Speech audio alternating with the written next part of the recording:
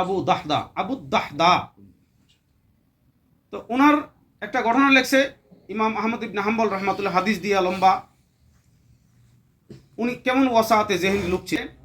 তার খেজুরের বাগানটাকে সংরক্ষণ করার জন্য মাঝখান দিয়া, দুই মালিকের মাঝখান দিয়ে একটা দেয়াল দিতে হয়। দেয়াল না দিলে কিছুদিন পরে পরে ঝগড়া হয়। বলে এই খেজুর গাছ আমার, বুড়া বেটা বলে এটা আমার, নাবালেক বাচ্চা কিছু করতে পারে না। আবার নিচে যখন খেজুর, পরা খেজুর থাকে, পতিত খেজুর, নাবালেক বাচ্চার গাছের খেজুর ওই বুড়া বেটার গাছের বাগানে যায় পড়ে। তো বুড়া বেটা বলে সবগুলো আমি মালিক। এখন মাঝখানে যখন দেয়াল দিতে গেছে, দেয়ালের মাঝখানে একটা খেজুর গাছ পড়ে, যেটার মালিক হলো বুড়া বেটা, জমিনের মালিক হলো ছোট নাবালেক বাচ্চা। ওই নাবালেক বাচ্চার জমিনে গাছ লাগাইছে আর কি। নাবালেক বাচ্চা বলতে চাচা হয়তো গাছটা আপনি আমাকে ফ্রি দিয়ে দেন হাতিয়া, না হলে দ্বিতীয়, এর প্রথম প্রস্তাব, দ্বিতীয় হলো আপনি গাছটা আমার কাছে বিক্রি করে দেন, যেহেতু জমিনের মালিক আমি। বুড়া বেড়া বলে একটা মানবো না, ফ্রি তো দিবই না, তোমার কাছে বিক্রি করতাম না, গাছ আমার, জমিন যেটা এটা নিচে, এটা তোমার না হইলেও আমার। এটা এই বাচ্চায় বলতেছে এটা কেমন কথা, ইনসাফ কোথায় পাবো? ইনসাফ পাওয়ার জন্য তখন হুজুর সাল্লাল্লাহু আলাইহি ওয়াসাল্লাম জীবিত, সে ডাইরেক্ট মসজিদে নববীর মধ্যে ঢুকে গেছে। রসুল সাল্লাল্লাহু আলাইহি ওয়াসাল্লাম তখন একটা মজমাতে বসা ছিলেন। ইমাম আহমদ ইবনে হাম্বল এই পুরা ঘটনা ওই কিতাবে উনি বয়ান করছেন, 12,482 নম্বর হাদিস। এই বাচ্চা বলতেছে হুজুর আমার এই ঘটনা, এই খেজুর গাছ তার, জমিন আমার, এখন আমি দেয়াল দিব, দেয়ালের মাঝখানে পড়তেছে খেজুর গাছ। বললাম যে হাদিয়া দেন খেজুর গাছ, হয়তো দিবে না, বিক্রি করে দেন, যেহেতু জমিনের মালিক আমি, গাছ আপনি, এটাও করবে না। হুজুর বললেন তাকে ডাকো।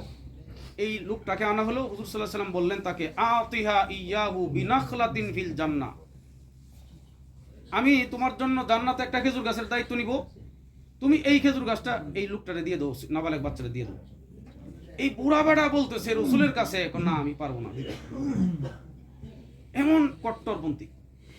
তখন ওই মজলিসে বিরাট বড় খেজুরের বাগানের মালিক, 600 খেজুর গাছ যেই বাগানে, তিনি হলেন হযরত আবু দাহদা রাদিয়াল্লাহু তাআলা। উনি দাঁড়ায় বললেন হুজুর, একটা জান্নাতের খেজুরের গাছের বিনিময়ে সে নিবে না, এই জন্য তার জান্নাত দরকার নেই, দুনিয়ার দরকার, আখেরাত দরকার নেই, দুনিয়াটা সে চায় নগদ।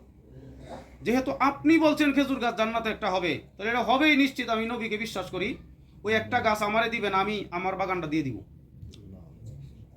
মানে এই লোকটাকে একটা, যেহেতু একটা খেজুর গাছের বিনিময়ে জান্নাতের দিতেছে না তার একটা গাছ, আমি তারে 600 খেজুর গাছ বিশিষ্ট যে বাগানটা আছে ওইটা দিয়ে দিব, ভিতরে আমার রাজবাড়ি ওইটাও দিব, এবং প্রত্যেকটা গলির মধ্যে হলো বৃষ্টি পানির ঝর্ণা, ওই সব পানির ঝর্ণাও তাকে দিব, 3টা জিনিস তাকে দিয়ে দিব।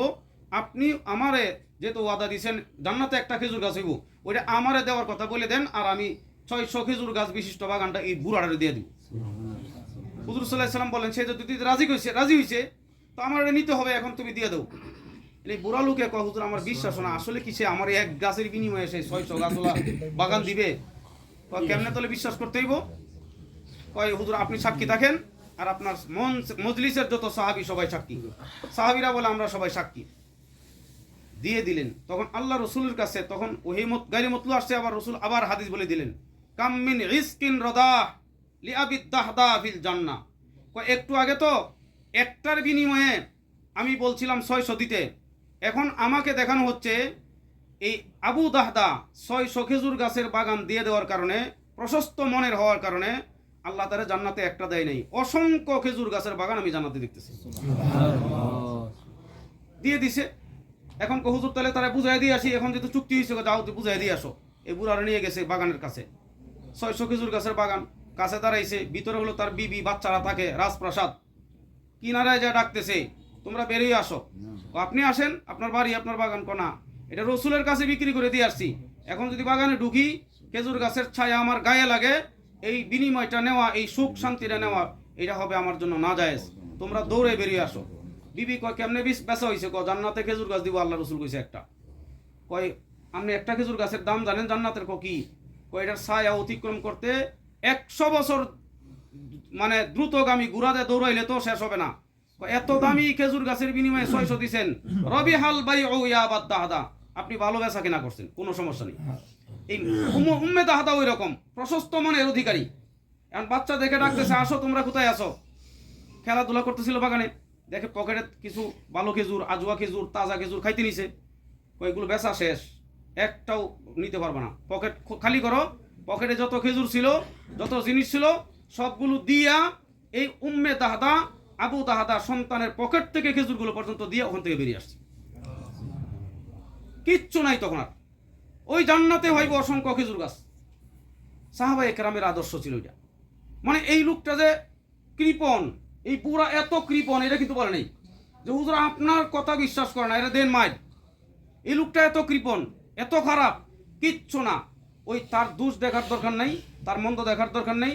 আমরা সাহাবায়ে কেরামের আদর্শে, আবু দাহদার আদর্শে, উম্মে দাহদার আদর্শে, রাসূল সাল্লাল্লাহু আলাইহি ওয়াসাল্লামের আদর্শে আমাদের প্রতিপক্ষরা আমাদেরকে কি গালি দিল দেখার দরকার নাই। ওনারা হক, ওনারা দেওবন্দি আলেম, আমরাও দেওবন্দি আলেম, আমরা ওনাদেরকে ওগুলো বলবো না কোনোদিন। জায়েজ নাই ওনাদেরকে গুমরা বলা। ওনারা যদি বলে সেটা ওনাদের ব্যাপার। এইভাবে প্রশস্ত ও সাতে জেহেনির সাথে আমরা উলামায়ে কেরামের রাহাবরিতে আমাদের মুরব্বী শেখ আজিমউদ্দিন সাহেব দামাত বারাকাতুহুম, নূর হোসেন নুরানী সাহেব দামাত বারাকাতুহুম, আবু ইউসুফ মাহমুদি সাহেব দামাত বারাকাতুহুম, এই এখন যারা এখানে উপস্থিত আছেন, আরও যারা নাই আমাদের সাথে সামনে আসেন, ওনাদের রাহাবরিতে আমরা কাজ করতে থাকি। আল্লাহ আমাদেরকে ওয়াসাতে জেহেনির সাথে সামনে অগ্রসর হওয়ার তৌফিক নসিব করুক। আমিন।